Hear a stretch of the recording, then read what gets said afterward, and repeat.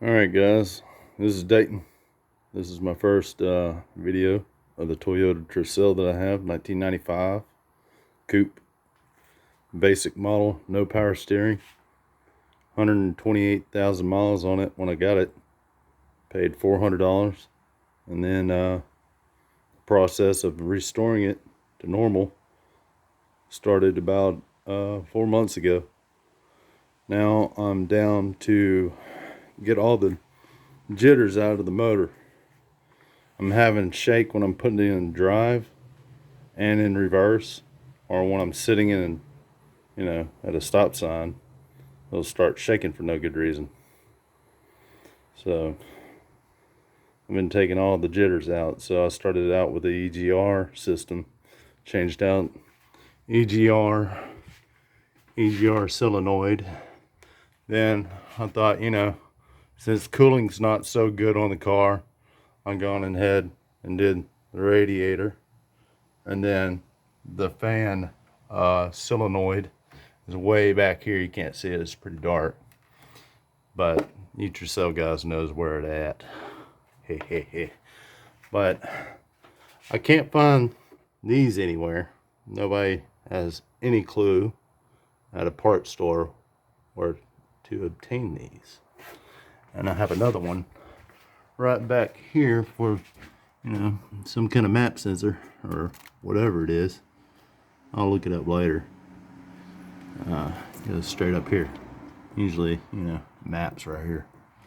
I'm a Jeep guy, so Jeep Cherokee and Toyota, they kind of share. A lot of people don't know that. Due to the transmission, they think it's Chrysler, and it's not. But anyways, that's another story. So if you want to know anything about Jeep Cherokees, I'm your guy.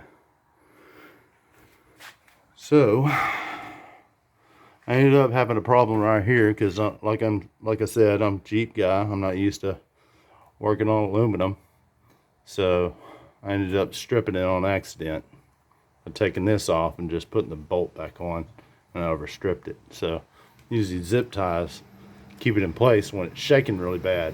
I was like, oh no, I don't want that crap. So redid that, redid this. NKG spark plugs are already in it. Cleaned it up. No, it was a mess in here. Can you imagine? This thing used to be blacker than black, nastier than nastier. But mint green and power washer, it's back to white. So here's your little sample of what it really used to look like. There it is right there, that back nasty black stuff that I didn't get out. I had to take off that to get to. No thank you. So I'm just trying to get the basics down. So let's see here, what else. O2 sensors, did that. Upstream, downstream. This is a 1995, but also, if I didn't say that. So here it is. But my bugaboo was the cam cap right here in Garage 79. Thanks for the help for that. And changed out the belts. I do have AC, but I have a surge with AC. My button, I replaced the button. I thought it was broke. And then every time when you turn it on and then hit the button, the light will, temporarily come on for a second and come off. And then the car will turn into limp mode where it struggles to even stay running. So I ended up tightening up all, throttle response, TV cables. There's throttle response. And this is your TV cable to your transmission. I tightened that all up because I wanted to have good response. Over years, that stretches. So you always want to tighten that up and make sure that you have, a good tight load on it. But it's still a little bit loose, so I do have to adjust because, I did it on a whim, and I just wanted to run right. So I did the idle air control sensor down here.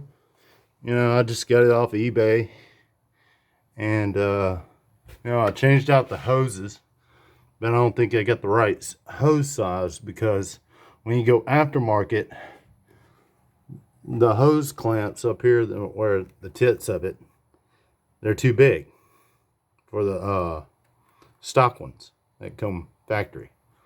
So I just went to the parts store and got me some quick ones to put on here, and you know, I didn't do the measurements, so I got them where they were big enough to get on there and clamp them down, but I need to replace those soon.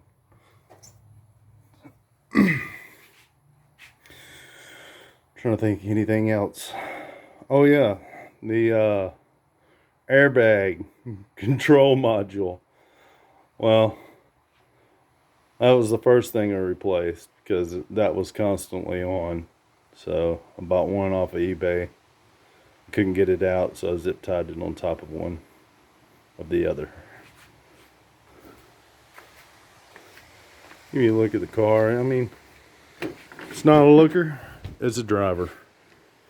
Roll down windows, got some fade. The dreaded seats.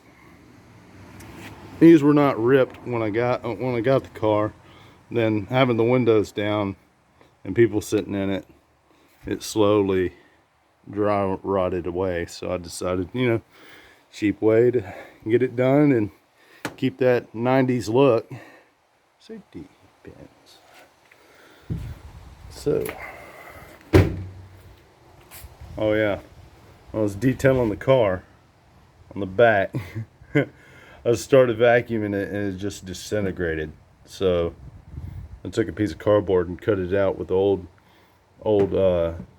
header board in the back and made a design. And then I went to you know, Hobby Lobby, and I picked out some fabric for 20 bucks and redid it with Gorilla Glue.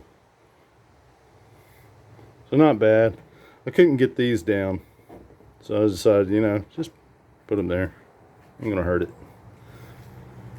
So it does have one hole, and it's right underneath there somewhere in the back right. You know, this car never seen any snow. It was a Florida car, so that's where the salt water got it. And not a bad old car. I'm ready to get some coilovers for it, because yesterday I was on the highway, and here in Texas, 65, no muy bueno. Everybody goes 80, 90 to 100 miles an hour, and they will bully you to go that fast. So yesterday I hit a bump, and I swear this back tire went off about 4 inches off the ground going 90. So I have nothing left on rebound and struts. So yeah, got some more tear here, you know, basic dry rot, age, but not a bad little car for $400. Yeah, that's what I said, 400 bucks. Headliner's all good. And didn't have that side mirror. I had to buy that side mirror, so factory, no side mirror on the passenger side. And radio that it works when it wants to. So yeah, I'm thinking about turning this off and then making another video about it running and show you the shake and bake of Surge.